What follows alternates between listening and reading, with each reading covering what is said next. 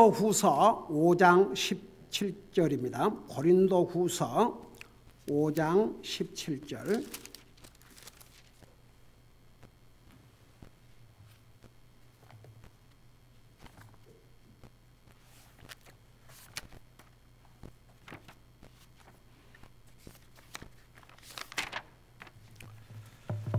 우리 찾았으면 같이 한 목소리로 읽겠습니다. 시작. 그런즉 어떤 사람이 그리스도 안에 있으면 그는 새로운 피조물이라. 옛 것들은 지나갔으니 보라 모든 것이 새롭게 되었도다. 아멘. 기도하겠습니다. 사랑의 아버지 하나님, 지난 한 해도 하나님의 은혜와 자비 가운데서 보내게 하시고 또 새해를 이렇게 맞이했습니다. 새해를 맞이해서 오늘 이 말씀을 통해서 우리 하나님께서 우리에게 주시고자 하는 메시지를 듣고자 합니다. 말씀을 전할 이 종을 주의 성령님께서 도구로 사용하여 주시옵소서. 감사합니다. 사랑합니다. 예수님의 이름으로 감사 기도드리옵나이다. 아멘. 앉으시 바랍니다. 오늘 우리가 읽은 이 말씀은 우리가 잘 아는 말씀이 옳시다. 그리고 그 성경에 이렇게 많이 인용되는 말씀들은요, 믿음과는 관계없이 사람들이 많이 들어가지고 잘 압니다. 가령 요한복음 3장 16절, 그걸 안다고 해서 그 사람들이 다 예수 믿고 구원받은 게 아닙니다. 그럼에도 불구하고 요한복음 3장 16절은 너무나도 유명한 성경 구절이기 때문에 심지어 불신자들도 그 정도는 알고 있을 정도입니다. 교회를 다니고 하나님을 믿는다고 하는 사람들은 이거 다 한 번쯤은 듣고 지나갔을 것입니다. 우리 교회 성도들이야 하도 많이 이런 얘기를 해서 여러분들은 이미 들은 얘기가 많이 있습니다. 그럼에도 불구하고 잠깐 이 새해를 맞이해서 과연 우리는 예수 그리스도 안에서 새로운 피조물인데 내가 그런 새로운 피조물로서의 삶을 살고 있는가? 그건 딥한 질문인 것 같아요. 예수 그리스도 안에서는 새로운 피조물이라고 하셨는데 예수님을 믿고 구원받은 하나님의 자녀들은 새로운 피조물인데 과연 내가 새로운 피조물로서의 삶을 살고 있는지.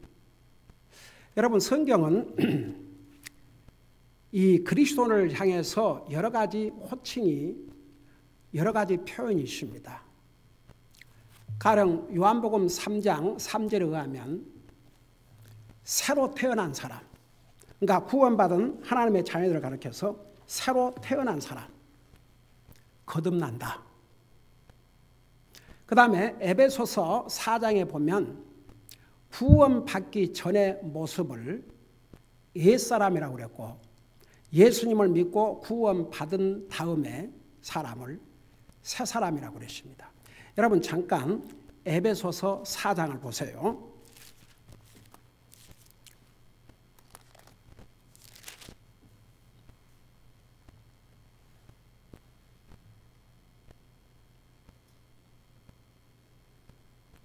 (21절부터) 보니까 이런 말씀이 있습니다.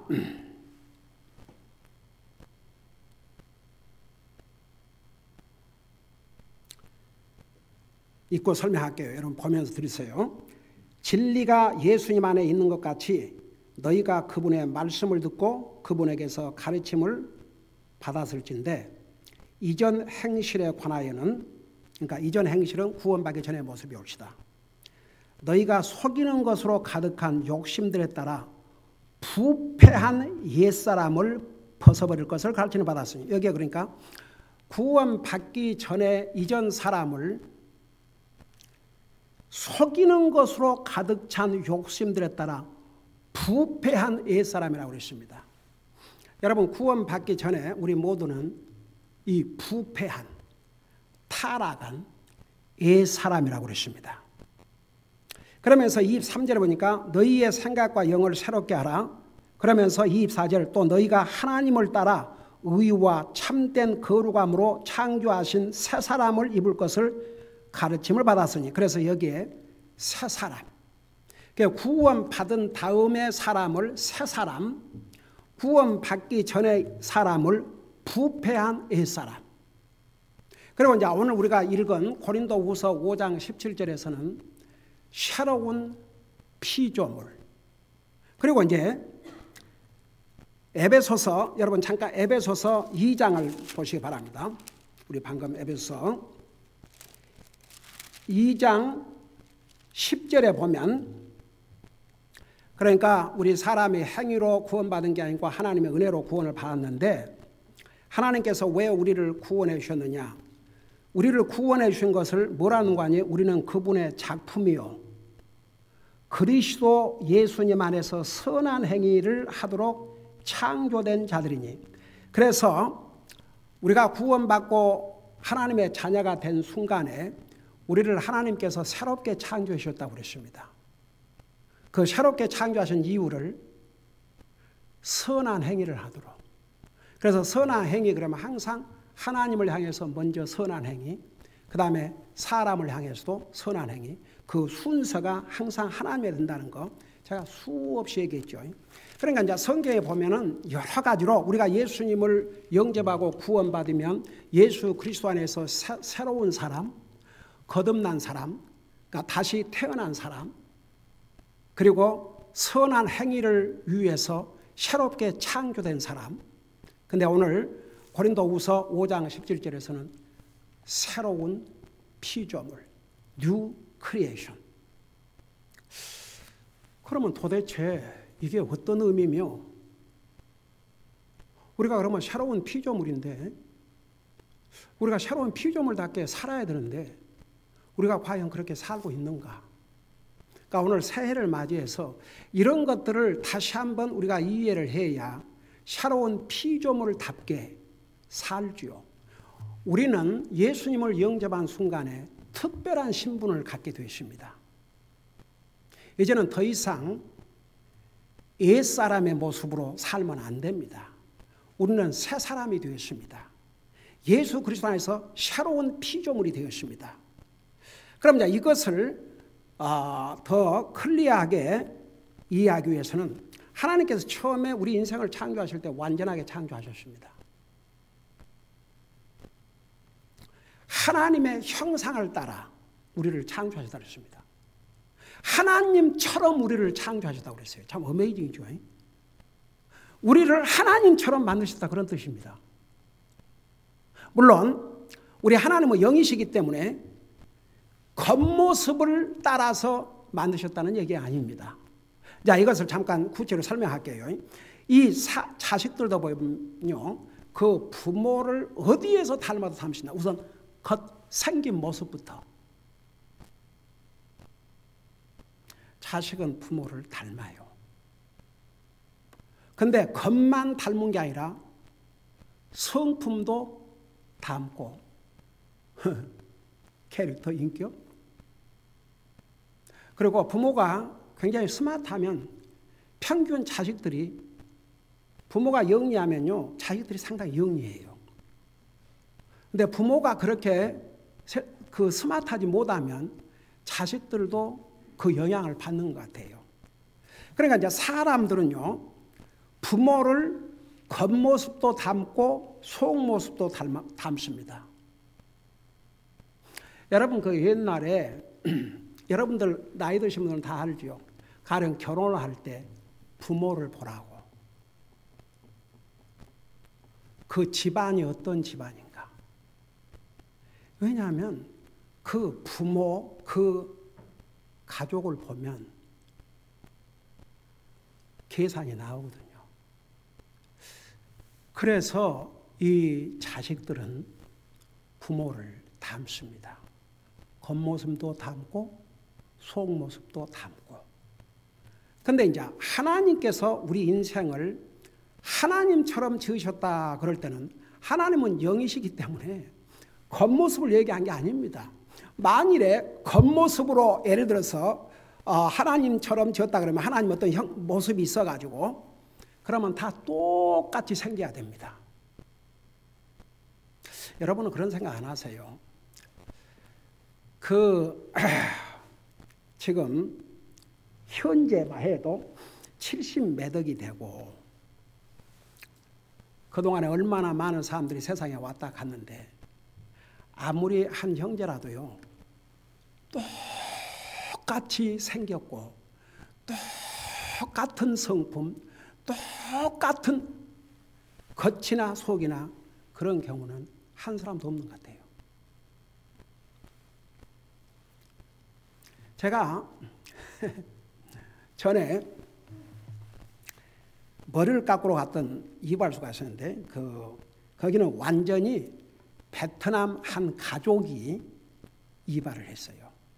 근데 거기서 쿠폰이 왔는데 그 헤어컷, 맨스 헤어컷 $5. 그래서 그거 가지고 이제 찾아서 갔지요. 그래서 찾아갔는데 깜짝 놀랐어요. 똑같은 사람이 둘이가 있는 거예요. 나중에 알고 보니까 쌍둥이 형제랍니다. 그래갖고 이제 갈 때마다 혼동을 느끼는 거예요. 그래서 내가 저 친구가 지난번에 깎았나? 근데 마음에가 싹 들게 깎았어요. 비록 5불 줬지만. 근데 다른 이제 사람이 자기래 올해. 그 다음에 깎으러 가서 또 혼동을 했어요. 근데요, 진짜 닮아도 그렇게 닮을 수가 없어요. 근데 한 달 정도가 지나고 한 2달, 한 달에 한 번 가니까 한 몇 개월이 지나고 나니까요. 와, 다르더라고요. 진짜 다르더라고요. 너무 달라요. 처음에는 그랬는데.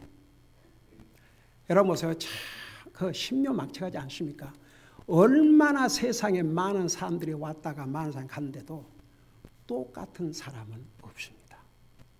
근데 어떻든 보세요. 하나님께서 우리 인생을 하나님의 형상을 따라서 하나님처럼 우리를 만드셨다고 그랬는데 그게 겉모습이 아니고 하나님의 영, 하나님의 인격을 따라서 우리를 만드셨다. 그런 뜻입니다. 우리를 하나님처럼 만드셨다. 그런 뜻입니다. 쉽게 말하면. 여러분 보세요. 진짜 하나님처럼 우리를 만드셨다니까. 여러분 직접 눈으로 보세요. 창세기 1장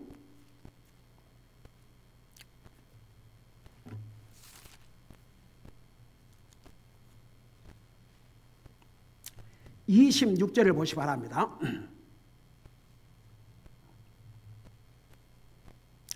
창세기 1장 26절 해보니까 하나님께서 이르시되 우리가 우리의 형상으로 이미지예요. 이미지 형상으로 그걸로 끝나지 않았습니다.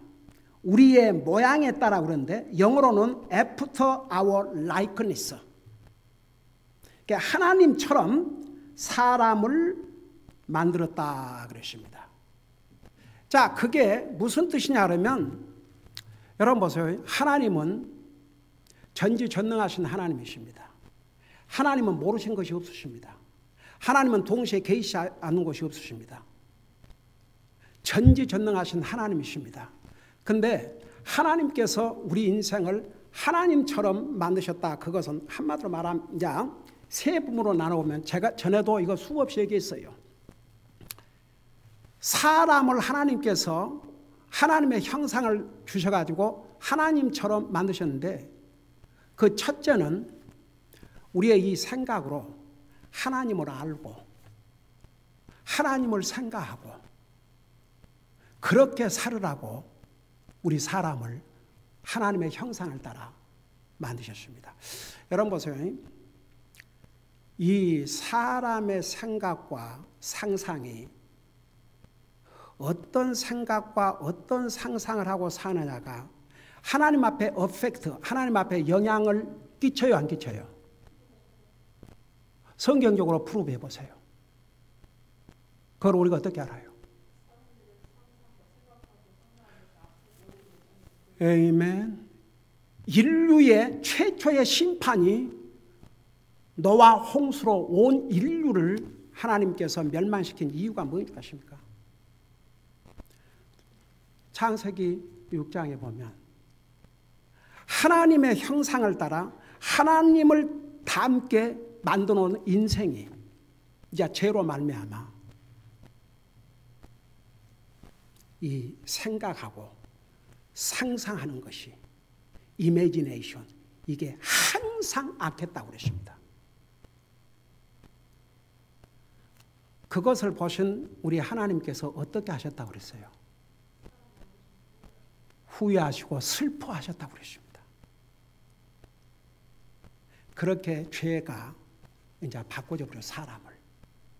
원래는 이 생각을 통해서 하나님을 알고 하나님을 생각하고 하나님이 원하시는 바른 생각을 하고 살도록 만들었지만 죄로 말미암아 더 이상 그 능력을 상실했습니다. 하나님께서 우리 인생에게 어떤 그 지적인 능력, 알고 깨달을 수 있는 능력을 주신 줄 아십니까? 동물과는, 그러니까 그 어느 피조물에게도 주시지 않은 그런 어마어마한 능력을 우리 하나님께서 우리 사람에게 주셨습니다. 그 다음에 이제 두 번째는 우리 사람으로 하여금 하나님을 사랑하고 살 수 있도록 그 이모셔널 어빌리티, 사람에게 온갖 이모션을 이제 주셨는데 그 이모션 중에서 가장 첫째 이모션이 뭐냐 그러면 사랑입니다. 근데 하나님을 사랑하고 살 수 있도록 그렇게 만들어 주셨어요. 그러니까 하나님께서 원래 사람을 만드실 때는 하나님의 형상을 따라서 하나님처럼 만드셨어요. 자, 우리 한번 보십시다. 하나님이 우리 인생들에게 왜 구원의 길을 열어주셨어요? 범죄하고 하나님을 대적하고 하나님이 없이 살고자 하는 우리 인생들에게 왜 하나님께서 구원의 길을 열어주셨어요? 그 이유가 뭐였어요? 사랑하셔서. 그러니까 사랑은 하나님의 네이처요. 그게 하나님의 이미지요. 하나님의 인격입니다. 그걸 우리 사람들에게 주셨어요. 하나님을 사랑하고 살 수 있도록. 그 다음에 세 번째는 하나님께서 사람을 만드실 때에 하나님의 형상을 따라 만드셨다. 하나님처럼 만드셨다. 그게 뭐냐면 하나님은 주권적인 하나님이십니다. 누구의 간섭이나 누구의 지시나 누구의 하나님은 전능하신 하나님이고 스스로 결정하시고 판단하시고 모든 것을 주권적으로 행하신 분이 우리 주님이십니다. 그런데 하나님처럼 우리를 만드셨다 그 말은 우리 사람을 로봇, 짐승처럼 만드신 게 아니고 스스로 결정하고 판단할 수 있는 그런 존귀한 정말 하나님의 형상을 닮아 지음받은 모든 피조물 중에 가장 존귀한 피조물로 사람을 만드셨습니다. 그런데 죄로 말미암아 결국 어떻게 됐어요?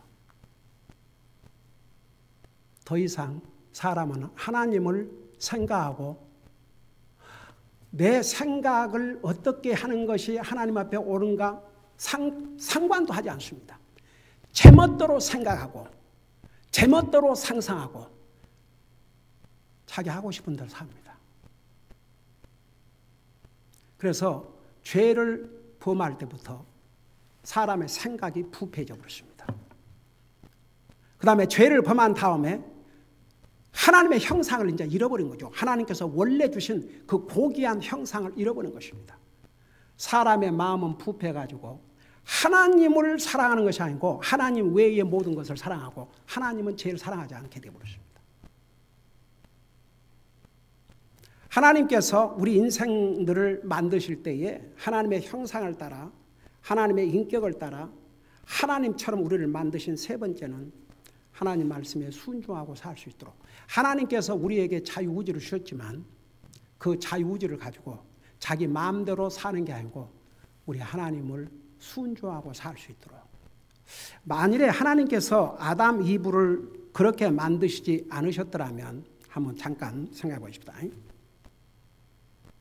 하나님께서 그 명령 주셨지 않습니까? 동산 모든 실과 나무에서 나는 실과는, 모든 나무에서 나오는 실과는 열매는 먹지만 저 동산 중앙에 있는 선악을 알게 하는 나무에서 나오는 열매는 먹지 말라. 그 반드시 죽으리라.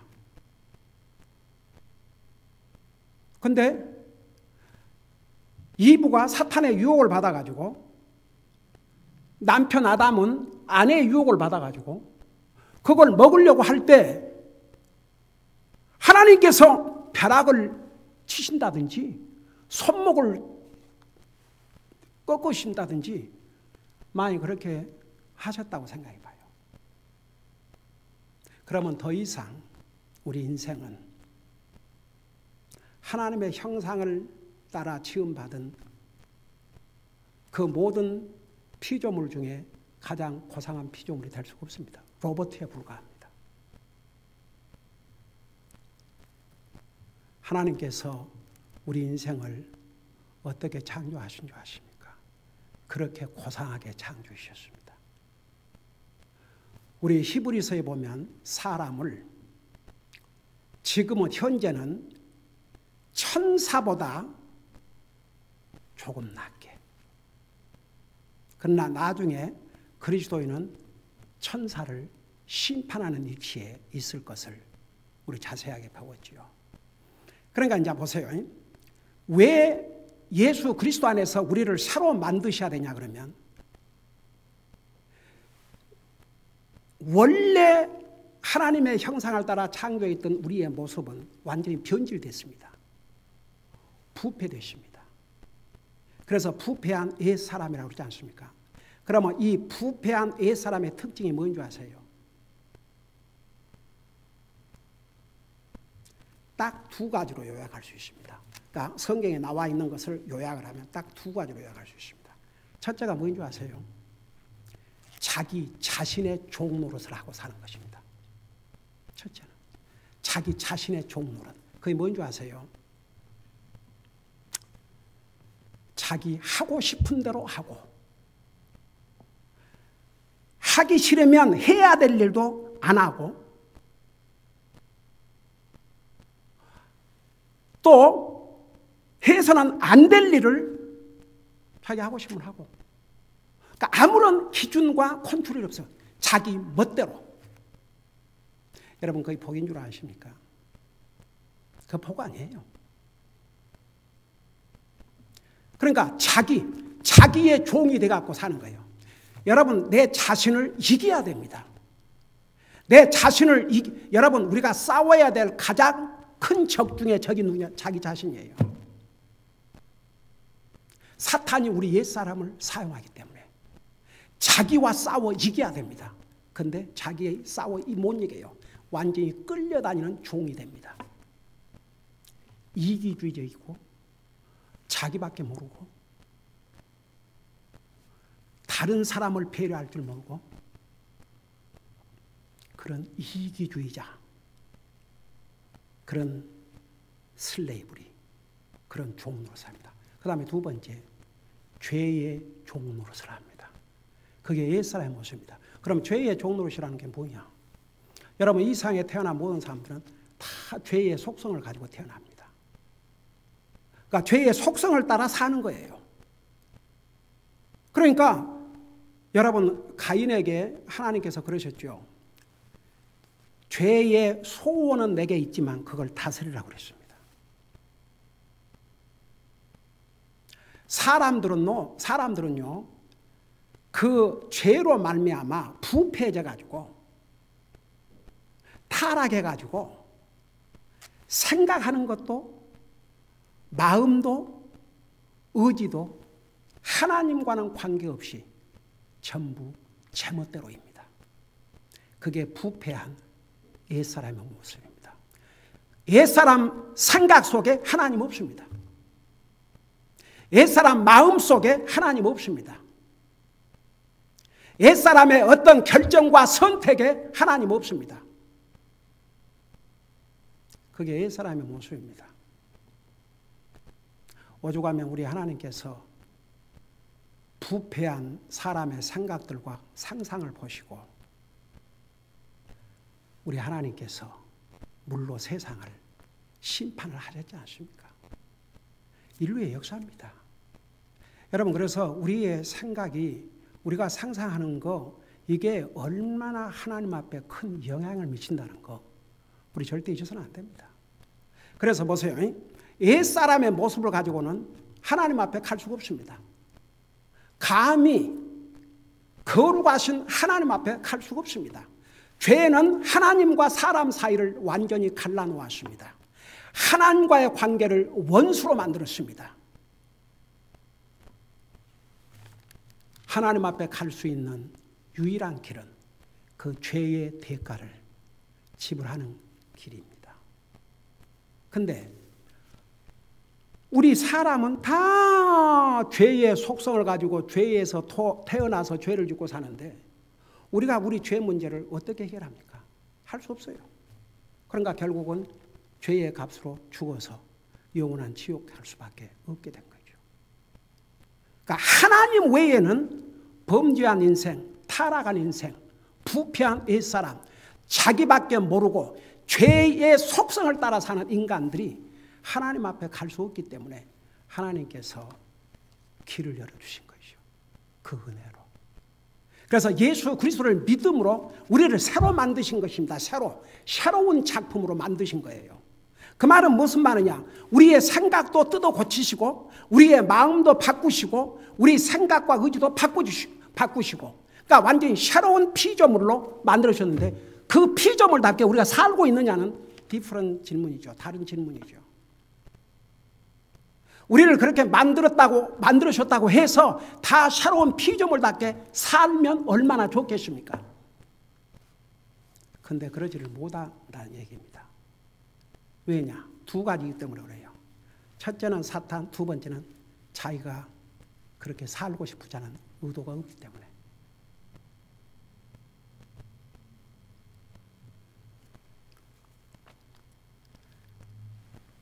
진짜 구원받은 하나님의 자녀라도 왜 어떤 사람들은 믿음이 잘 성장하고 어떤 사람들은 왜 믿음이 성장하지 않는가? 자기가 성장하고자 하는 디자이가 없기 때문에. 그러니까 사탄은 그런 사람을 집중적으로 미혹합니다. 여러분, 사탄이 얼마나 스마트한 줄 아십니까? 사람 봐가면서 해요. 제가 쉽게 넘어오겠는가 안 넘어오겠는가 다 사탄이 봐가지고 해요. 그러니까 사탄은 물리치지 아니하면 절대 물러가지 않습니다. 저는 그 마태복음 4장에 세상에 사탄이 예수님을 시험하러 왔지 않습니까? 3번 시험했어요. 그러니까 결국 물러가라 하니까 물러갔어요. 근데 다른 또 성경에 보면 잠시 사탄이 떠났다고 그랬어요. 사탄 절대 포기하지 않습니다. 그래서 우리가 정신을 차리고 깨어 있어야 되고 사탄을 대적하라. 그리하면 저가 물러갈 것이요. 하나님을 가까이 하라. 그리하면 내가 가까이 할 것이라고 그랬습니다. 근데 보세요. 우리가 이제 새로운 그 피조물이라고 할 때 예수님을 통해서 우리를 새롭게 만드셨어요. 이제 이미 부패해진 생각, 부패한 마음, 부패한 우리의 의지를 새롭게 이제 바꾸셨습니다. 어떻게 바꾸셨느냐? 우리의 생각으로는 하나님을 생각하고 하나님을 더욱 깊이 알고자 하고 하나님이 원하는 생각을 하고 살기를 원하는 그 다음에 우리의 마음, 부패한 마음을 어떻게 바꾸셨느냐?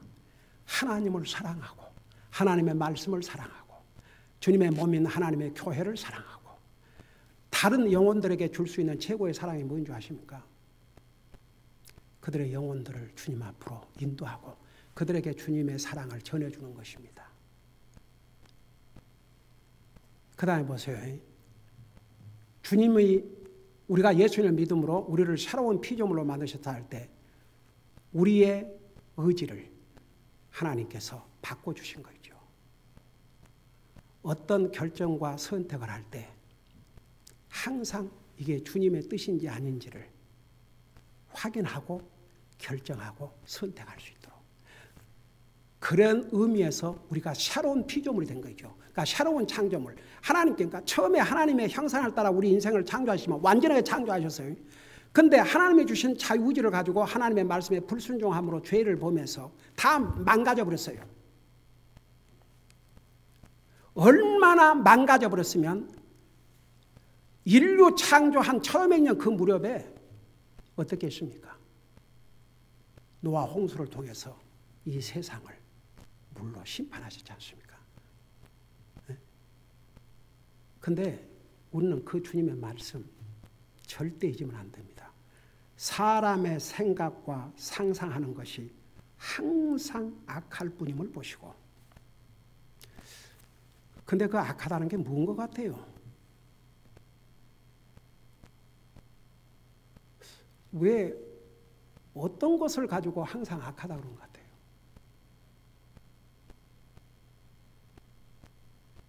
하나님께서 그 사람의 생각과 상상하는 것이 항상 악할 뿐임을 보셨다고 했어요. 하나님 다 보고 계셔요. 그래서 인생 지음을 한탄하시고 슬퍼하사 지면에서 멸하기로 작정을 하셨거든요. 근데 그게 뭔 것 같아요? 그렇지. 그 생각 속에 하나님이 없는 사람은 무슨 생각을 하고 살 것입니까?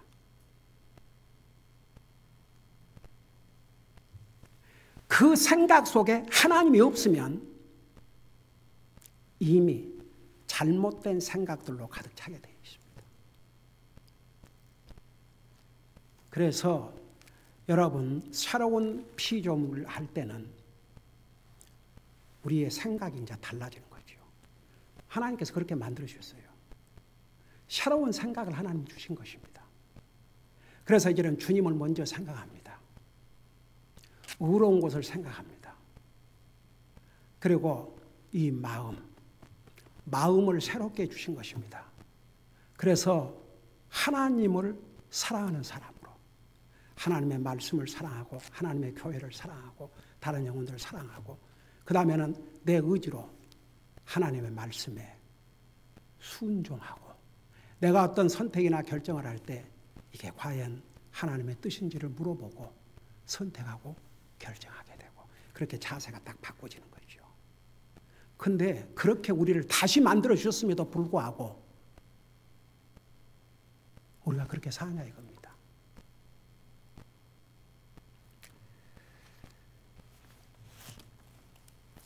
참 so sad인 게 그렇게 예수님을 믿음으로 그리스도 안에서 새로운 피조물로 만들어 주셨음에도 불구하고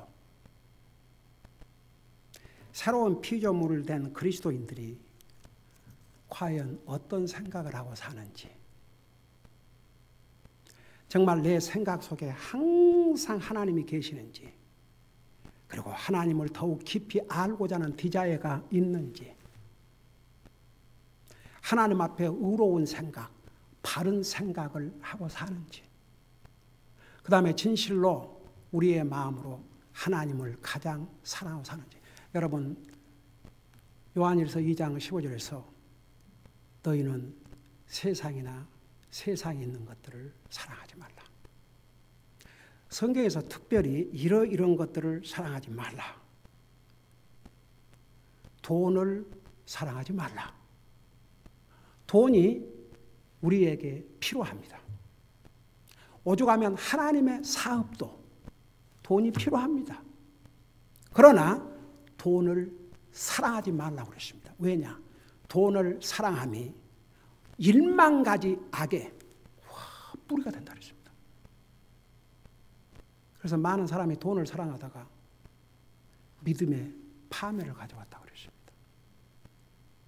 그래서 여러분 정말 예수 그리스도를 통해서 하나님께서 새로 지어주신 새로운 피조물이 됐다면 우리 생각부터 바라고 살아야 됩니다. 우리 생각 속에 주님이 항상 계셔야 됩니다. 그 주님을 더욱 알고자 하는, 여러분, 하나님을 아는 지식이 가장 고상한 지식이라고 그랬습니다. 빌립보에서 사도 바울이 뭐라 하십니까? 그는요, 5살 때부터 당시의 유대인들에게는 모세 오경을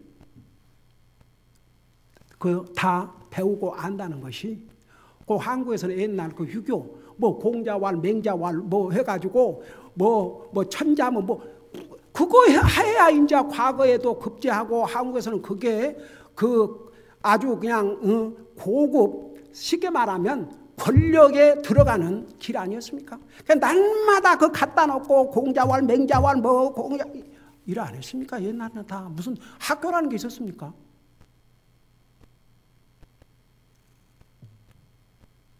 그러니까 유대인들도 마찬가지였습니다. 모세 율법, 모세 오경, 그거를 다 배우고 안다. 이것은 어마어마한 일이었습니다. 유대인들에게는. 오죽하면 나중에 주여, 그 로마 총독이 바울에게 뭘 하셔요? 너의 많은 학문이 너를 미치게 만들었다고 그랬습니다.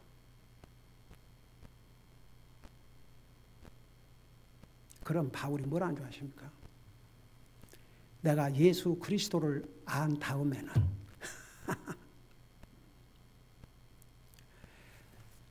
내가 아는 모든 지식을 배설물같이 여겼다고 그랬습니다.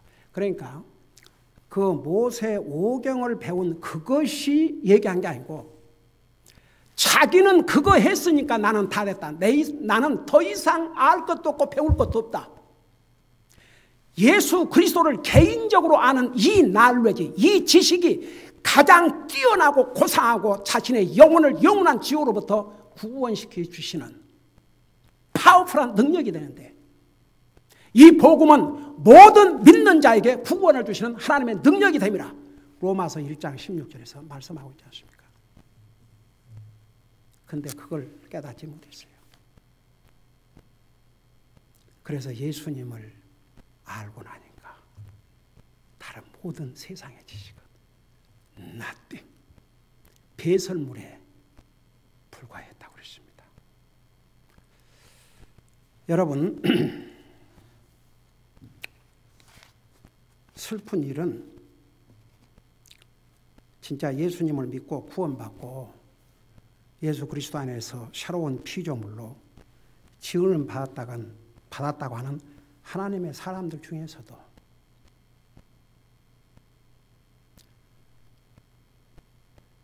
자기 자신, 이기주의, 자기밖에 모르는, 그리고 그냥 죄의 삭성을 따라 사는 거죠. 하고 싶으면 하고, 하고 싶지만 안 하고, 해야 할 일도 하기 싫으면 안 하고, 해서는 안 될 일도 하고 싶으면 하고. 여러분, 그리스도의 삶은 한마디로 말해서 그 죄의 본성을 거슬려서 사는 게, 그게 바로 영적인 삶이고 새로운 피조물의 삶입니다. 그 말이 무슨 말이냐? 가령 예수님을 믿고 구원받은 하나님의 자녀는 이제 새로운 피조물이 되십니다. 그러니까 보세요. 쉽게 말하면 하기 싫어도 이게 주님을 섬기는 일이요, 이게 주님의 일이요, 내가 영적인 삶을 위해서 해야 한다 그러면 하기 싫어도 하는 거죠. 이게 새로운 피조물로서 바른 생각, 바른 마음, 바른 의지를 가지고 사는 사람입니다. 그런데 말은 예수 그리스도의 새로운 피조물을 하는데, 하기 싫으면 아무리 그리스도인으로서 해야 할 일도 안 하고, 해서는 안 될 일도 그냥 그까짓 거. 여러분 보세요. 하나를 양보하면 사탄이 그걸 봐요. 그걸로 끝나지 않습니다. 점점 함정으로 끌고 갑니다. 그러니까 이제 여러분 보세요. 우리가 예수 그리스도 안에서 새롭게 지음을 받은 피조물들이 되었습니다. 피조물답게, 새로운 피조물답게 살아야 됩니다. 바른 생각을 가지고, 바른 마음을 가지고 하나님을 순종하고자 하는 그런 자세를 가지고 살아야만이 우리가 과연 새로운 피조물답게 살게 되는 것입니다. 그 결론은 뭔지 아세요? 새로운 피조물이 되면요, 이제는 더 이상 자기를 위해서 살지 않고 주님을 위해서 살게 됩니다.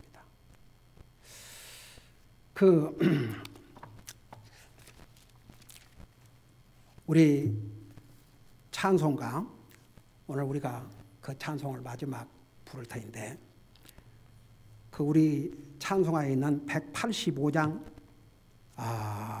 찬송이 어떻게 이 세상에 탄생했고 많은 사람들이 불러왔고 지금도 부른 줄 아십니까?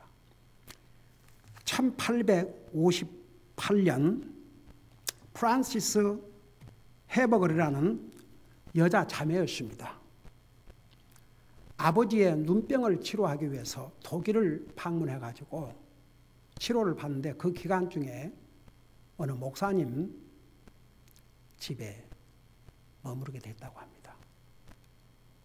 그래서 그 목사님 집에 머무르는 동안에 하루는 보니까 벽에 예수님의 십자가의 그림이 있는데 그 밑에 무슨 말이 기록되어 있냐 그러면 바로 그 십자가 밑에 I did this for thee.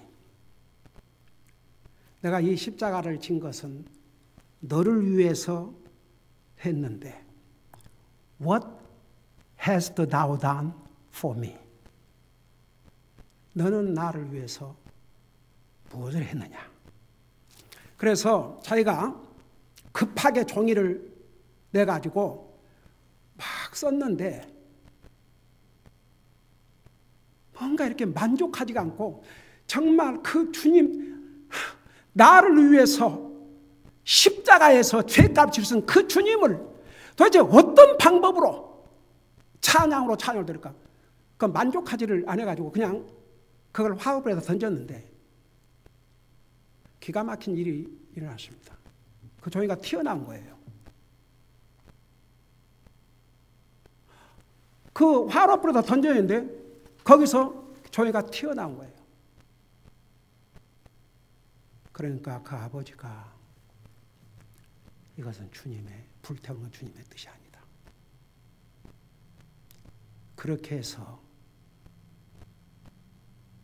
결국 그게 출판이 되었고, 여러분 잠깐 찬송가 185장을 보시기 바랍니다.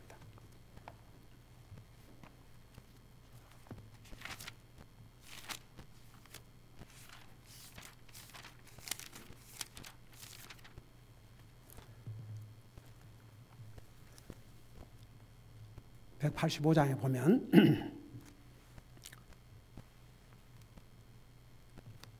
내 너를 위하여 몸버려 피 흘려 내 죄를 속하여 살 길을 주었다. 너 위해 몸을 주건만 날 무엇 주느냐? 너 위해 몸을 주건만 날 무엇 주느냐? 그러니까 오리지널 말에는 너는 나를 위해서 무엇을 하느냐? 그래서 여러분 보세요. 우리가 새로운 피조물이 됐다고 해서 그냥 나는 새로운 피조물이다 그렇게 관념적으로 알고 있으면 안 됩니다. 진짜 새로운 피조물답게 살아야 되는데 그 결론은 뭐인 줄 아세요? 여러분 보세요. 더 이상 이제 자기를 위해 사는 게 아니라 그리스도를 위해서 살게 되어 있습니다. 우리 똑같은 고린도후서 5장을 펴보세요. 고린도후서 5장, 오늘 우리 텍스트가 있는 5장 15절을 보시기 바랍니다. 5장 15절에 보면 그분께서 모든 사람을 위하여 죽으신 것은 살아있는 자들이 이제부터는 자기를 위하여 살지 아니하고 오직 자기를 위하여 죽었다가 다시 일어나신 분을 위하여 살게 하려 함이니라. 여러분, 우리 주님은 우리를 구원하셔서 죽으셨습니다. 예수님이 죽으셔야 우리를 살리시니까. 예수님이 나와 여러분을 위해서 죽으셔야 우리가 삽니다. 그래서 예수님이 하란의 밀알이 땅에 썩어 죽지 아니하면 살지 못한다고 그러십니다. 우리 주님이 나와 여러분을 살리기 위해서 주셨습니다. 그래서 우리가 살아났습니다. 그러면 우리가 살아난 다음에 우리의 삶의 분명한 목적을 여기서 그렇게 말씀하고 있습니다. 그게 뭡니까? 오직 자기를 위하여 죽었다가 다시 나신 분을 위하여 살게 하려 하십니다. 그러니까 새로운 피조물이 된 그리스도인은 더 이상 나를 위해 사는 게 아니라 주님을 위해서 살라 그 말입니다. 여러분, 로마서 14장을 잠깐 펴보세요. 로마서 14장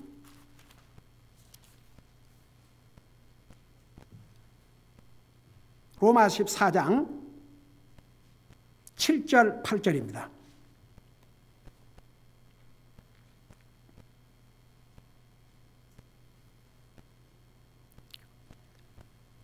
거기 보니까 뭐라 했습니까? 7절 8절 우리 중에 아무도 자기를 위해 살지 아니하고 또 아무도 자기를 위해 죽지 아니하는도다.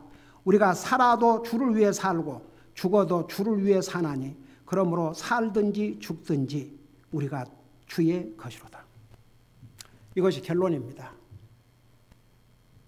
우리가 진실로 예수 그리스도 안에서 새로운 피조물이 됐다면 우리의 생각으로 항상 주님을 생각하고 주님을 더욱 깊이 알려고 노력을 하고 우리의 마음으로 이 세상의 그 무엇보다도 누구보다도 우리 하나님을 사랑하고 그 다음에 항상 주님의 말씀에 순종하고자 하는 이 자세. 그러니까 보세요. 그렇다고 해서 우리가 하나님 말씀에 다 순종을 못할 때가 많이 있습니다.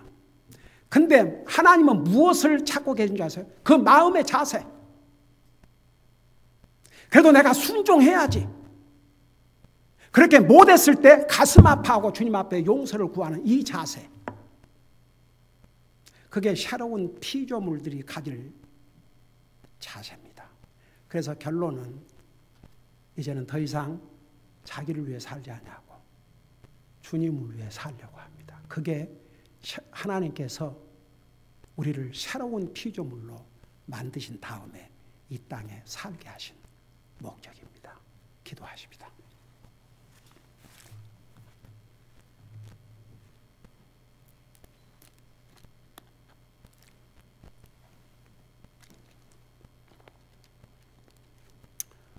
오늘 이 말씀을 생각하면서